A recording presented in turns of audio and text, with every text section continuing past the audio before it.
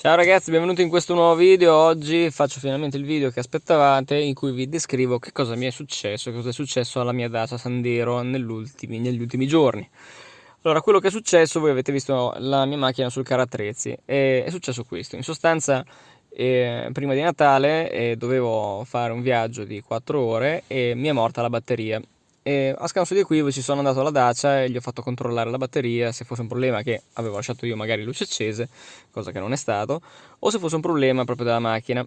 Hanno fatto dei controlli, mi hanno detto guarda, forse c'è un difetto alla batteria, te la sostituiamo, ti mettiamo una batteria tampone, poi quando puoi torni, dopo che sei stato fuori, torni, gli diamo un'occhiata per bene e vediamo se la batteria si salva oppure se la dobbiamo sostituire, eccetera, eccetera. Allora, cosa è successo? Che io sono andato fuori, sono passate 2 settimane e nel momento in cui dovevo portare finalmente la macchina alla Renault, quindi alla Dacia, sono rimasto a piedi di nuovo. Questa volta ho dovuto chiamare il carattrezzi perché dovevo lavorare, non avevo il tempo di sistemare la macchina, accenderla, portarla, fare eccetera eccetera. Quindi già che era compreso nell'acquisto della macchina il soccorso col carattrezzi, allora ho deciso di farla venire a prendere e poi se la sono, diciamo, vista loro. Hanno scoperto che non era un problema di batteria, ma era la centralina che dava un po' da matto. Allora hanno sostituito semplicemente il pezzo. Ci sono voluti 3-4 giorni, hanno fatto tutto con una estrema urgenza perché la macchina mi serviva e non avevano auto sostitutive da darmi alla Renault della mia zona. Quindi c'è stato un po' di fretta e in 3-4 giorni mi hanno ridato la macchina. Quindi era la centralina che ha dato un po' fuori di testa. Adesso la macchina va bene, comunque vada, il fatto che c'è un sacco di elettronica, ovviamente alle automobili di oggi non è che l'aiuta tantissimo a tenere la batteria in uno stato ottimo. E lo start and stop consuma un sacco, anche quando si spegne la macchina, ad esempio in questo caso qui la macchina è spenta, però rimane tutto un po' acceso per un po' di minuti, quindi effettivamente tutte queste cose si sommano a una batteria che si potrebbe scaricare un pochino prima.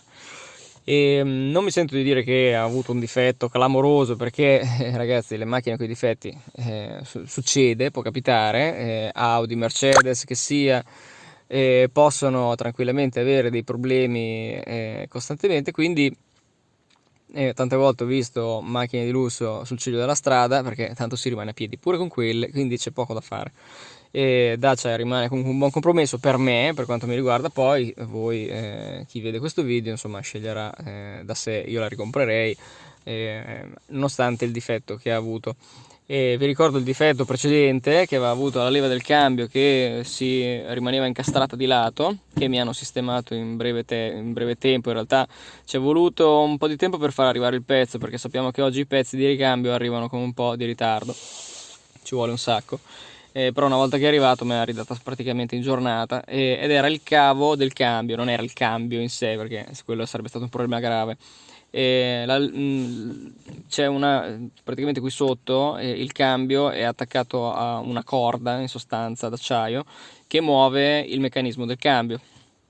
Questo cavo si vede che si era rovinato qualcosa o la molla di ritorno e quindi non tornava più in posizione, rimaneva sempre nelle posizioni laterali e me l'hanno sistemato al volo. Quindi sono stati bravi effettivamente, 2 scatole che mi è successo questa cosa qua, effettivamente è una rottura di balle, però l'hanno sistemato tutto in garanzia e io non ho dovuto cacciare alcun soldo. Quindi vi ripeto, non mi sento di dire male o bene, sono problemi che rompono le scatole, però li risolvono in garanzia e quindi va bene così. Ricomprerei questa automobile? Certo che la ricomprerei perché comunque è molto comoda, è spaziosa, consuma poco. Ho avuto qualche problema perché sono stato sfortunato. Molti di voi che mi scrivono nei commenti non hanno nessun tipo di problema con Dacia, quindi direi che il problema neanche si pone.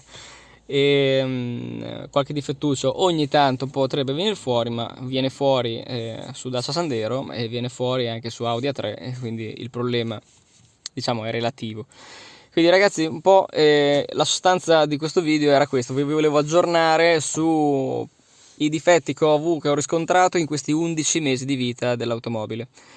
E detto questo, noi ci vediamo alla prossima. Prossimi video sostituirò le lampadine degli abbaglianti che me l'avete chiesto in tantissimi. Effettivamente è l'ultimo video che mi manca della catena sostituzione delle lampadine e alogene su quest'auto, mancano solo quelle, quindi il prossimo video che uscirà sarà proprio sugli abbaglianti della Melograno 51 che mi hanno mandato tempo fa, e sostituirò tutto. Quindi ci vediamo alla prossima. Ciao ragazzi, mi raccomando, iscrivetevi al canale, lasciate un commento, un like e condividete questi video, Ciao!